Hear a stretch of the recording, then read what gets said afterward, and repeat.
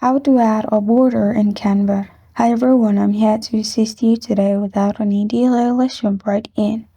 First, open Canva on your device. Then click on the page.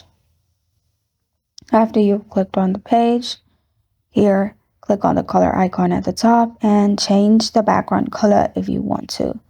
Then click on Elements on the left side and at the search bar, top, search border.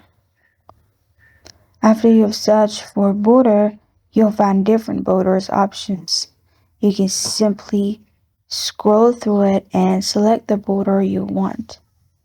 After you've found one, you can simply click on it and it will be added in your page. Now, you just need to drag the 4 sides to resize it to your page, and after you do that, your border will be added in this way. This is how to add a border in Canva. Thank you for joining me today. If this video helps you out, please leave a like and subscribe for more. Got a question or want to suggest a topic? Comment below. Thank you for watching.